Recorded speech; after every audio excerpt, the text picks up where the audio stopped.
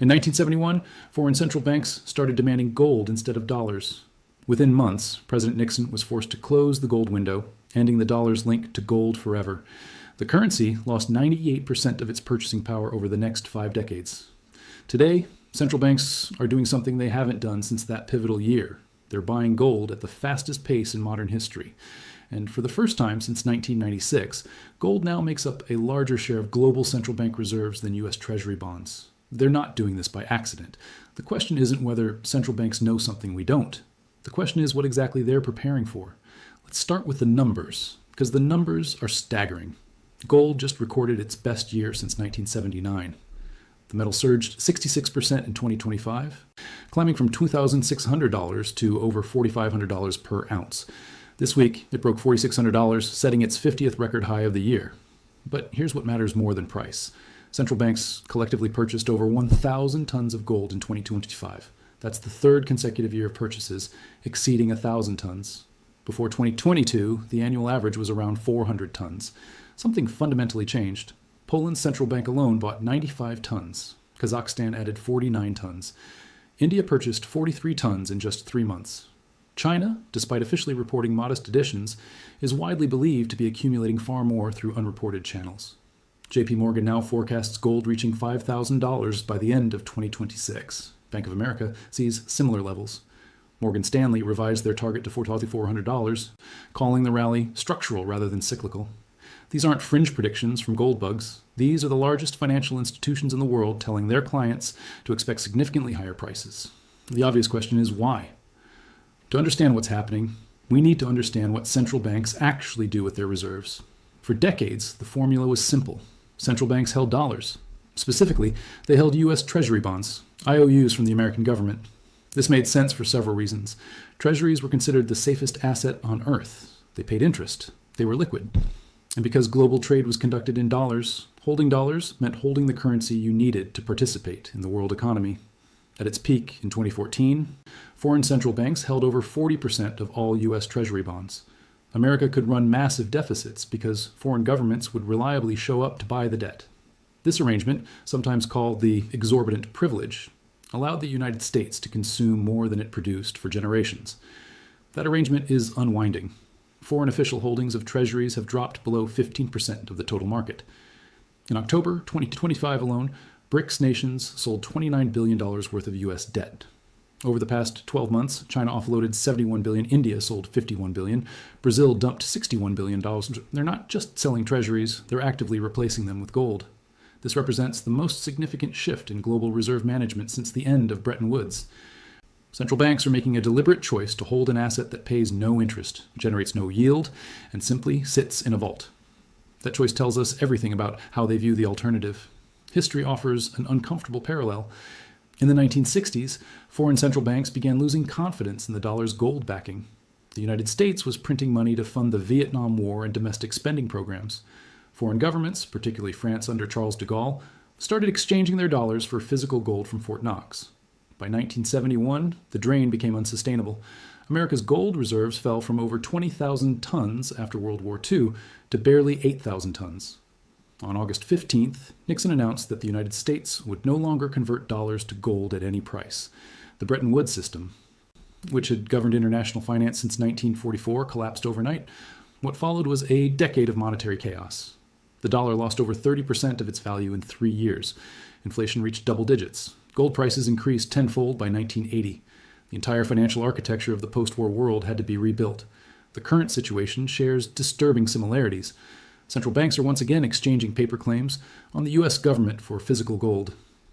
The accumulation is not speculative, it's strategic. Countries are moving metal from Western vaults to their own territories. China reportedly stores gold in Shanghai and Beijing. India repatriated gold from London. Even Poland, a NATO ally, brought its gold home from the Bank of England. When central banks start physically moving gold across borders, they're not making a trade. They're making a statement about trust. Central bankers don't hold press conferences explaining their gold purchases, but their actions reveal their concerns. The first concern is sanctions. In 2022, Western nations froze $300 billion in Russian central bank reserves held in dollars and euros. Regardless of one's opinion on the conflict, this action demonstrated something every central banker noticed: Reserves held in another country's banking system can be seized. Gold held in your own vault cannot. This wasn't lost on China, which holds over $3 trillion in foreign exchange reserves. It wasn't lost on India, Brazil, or any nation that might one day find itself on the wrong side of Western policy. The weaponization of the dollar created a powerful incentive to hold an asset that cannot be frozen, sanctioned, or confiscated with a keystroke. The second concern is debt. U.S. national debt now exceeds $38 trillion. Interest payments alone cost $1.2 trillion in 2025, more than the entire defense budget. The Congressional Budget Office projects deficits of $2 trillion annually for the foreseeable future. Janet Yellen herself recently warned about fiscal dominance, a scenario where debt becomes so large that the Federal Reserve loses its ability to control inflation without triggering a government funding crisis. Central banks can see these numbers. They can see that America is adding debt faster than it can service existing debt. They can see that there is no political will in Washington to address the problem. And they can see that throughout history, governments facing unsustainable debt have reliably chosen inflation as the least painful exit. Painful for creditors, that is. Gold is the only reserve asset that is no one else's liability. It cannot be printed, diluted, or defaulted upon. In an era of exploding government debt, that property becomes increasingly valuable. The third concern is the monetary system itself. For 80 years, the global financial system has been built on the dollar. But BRICS nations are actively constructing alternatives. They're settling trade in local currencies. They're building payment systems outside SWIFT. They're discussing gold-backed settlement mechanisms that would bypass the dollar entirely. These efforts may take decades to mature, but central banks think in decades. When they accumulate gold today, they're positioning for a world that may look very different in 2035 or 2045. They're hedging against a future where the dollar is not the only option. There's a profound irony in what's happening. The United States holds more gold than any other nation, over 800 tons, stored primarily at Fort Knox in the New York Federal Reserve. This gold has sat essentially untouched since Nixon closed the gold window. It's valued on the Federal Reserve's books at the absurd price of $42 per ounce, a relic of the 1970s that nobody has bothered to update. At market prices, America's gold reserves are worth over $750 billion, yet this gold plays no active role in monetary policy. The Fed doesn't buy it or sell it. The Treasury doesn't reference it. For all practical purposes, it might as well not exist. Meanwhile, China has been accumulating aggressively for over 15 years. Official figures show roughly 2,300 tons, but analysts estimate true holdings could be double that amount. The People's Bank of China purchases domestic mine production directly, never reporting these additions to international databases. Russia added over 1,500 tons since 2008, becoming the fifth largest holder globally. Even smaller nations are joining the accumulation: Singapore, Poland, Czech Republic, Uzbekistan.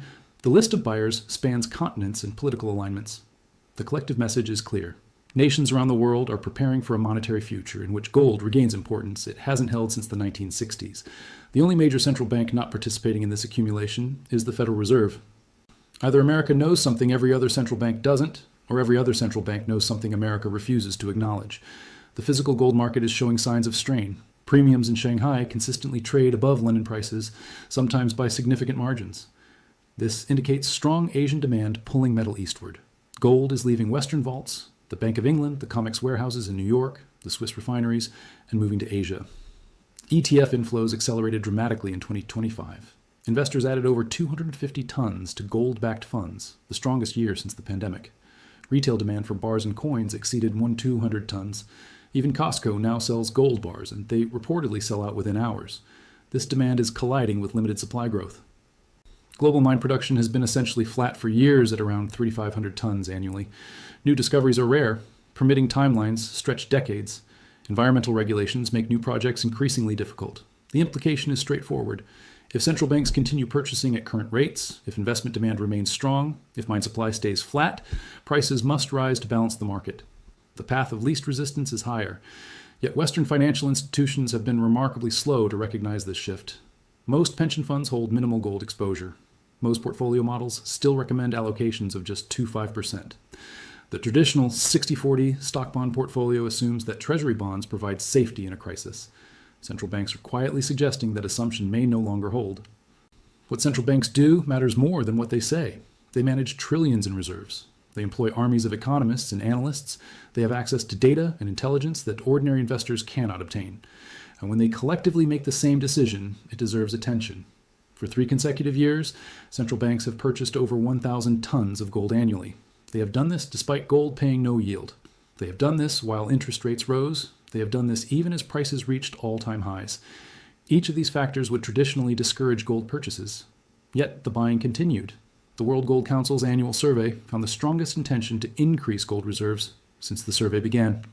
Central bankers were asked about their plans for the next year, and an unprecedented number indicated they would buy more gold. Not hold, not reduce, buy. This is not about short-term trading. Central banks don't try to time markets. They make strategic decisions based on multi-decade outlooks. When they accumulate an asset for 3 straight years, they're expressing a view about the next 30 years. That view appears to be skepticism about paper currencies in general and the dollar in particular. If central banks are right, the implications extend far beyond gold prices. A world where gold regains monetary importance is a world where the dollar's dominance fades. American consumers would face higher import prices. The U.S. government would pay higher interest rates. The exorbitant privilege that allowed decades of deficits would erode. This transition wouldn't happen overnight. Reserve currency status shifts slowly, over decades rather than years. The British pound remained important long after the British Empire faded. The dollar would remain significant even in a more multipolar monetary world. But the direction matters. Central banks are preparing for a world where they need alternatives to the dollar. Gold is the oldest alternative, the one that predates nation-states and paper money by millennia. When trust in institutions declines, trust in gold tends to rise. The 20th century was an anomaly in monetary history. For 5,000 years before that, gold was money. The experiment with pure fiat currencies, backed by nothing but government promises, is barely 50 years old. In historical terms, we're still testing whether it works. Central banks appear to be hedging their bets. Gold teaches a lesson that modern finance prefers to ignore. It cannot be created by committee decision. It cannot be printed during a crisis. It cannot be devalued to make debts more manageable. Its supply grows by roughly 1.5% per year, the approximate rate of new mining production. No government can change this. These properties made gold unsuitable for modern central banking, which requires flexibility to respond to crises. Economists dismissed gold as a barbarous relic, a primitive form of money unsuited to sophisticated economies. Yet here we are, the most sophisticated financial institutions in the world, with access to every modern instrument and derivative, are choosing to hold yellow metal in underground vaults. They're choosing an asset that pays nothing over assets that pay interest. They're choosing physical possession over financial claims. This choice reflects a simple calculation. Modern financial assets, bonds, currencies, derivatives, all depend on counterparty trust. There are promises that someone else will honor their obligations. Gold depends on no one. In an era of declining institutional trust, that independence has value. Recent events underscore why central banks might prioritize independence. The Federal Reserve Chair is under criminal investigation. Whether or not the charges have merit, the spectacle damages institutional credibility. Markets watched Jerome Powell issue an extraordinary statement defending Fed independence while facing potential indictment. Gold prices spiked the same day. The investigation reflects broader pressure on central bank independence. Political leaders increasingly view monetary policy as a tool for achieving short-term objectives rather than long-term stability. When institutions become politicized, the assets they control become less trustworthy. This is not unique to America. The European Central Bank faces pressure from member states with conflicting interests. The Bank of Japan has monetized government debt to an extreme degree. Central banks globally have expanded their balance sheets, blurring the line between monetary and fiscal policy. Against this backdrop, gold's appeal is straightforward. It exists outside the political system. No election can change its properties. No policy decision can dilute its supply. It simply is what it is, a dense, inert metal that humans have valued for recorded history. Central banks buying gold are buying independence from a system they increasingly distrust. None of this suggests the dollar will collapse tomorrow. Reserve currency transitions take generations. The pound sterling remained dominant for decades after Britain's relative economic decline. The dollar has momentum, network effects, and the backing of the world's largest economy. These advantages don't disappear quickly, but direction matters more than speed. Central banks are incrementally shifting away from the dollar. Each purchase of gold, each sale of treasuries, each bilateral trade agreement in local currencies, these are small steps in a long journey. The endpoint isn't visible yet, but the path is becoming clearer. For most of the 20th century, that path led toward greater dollar dominance. More countries held dollars.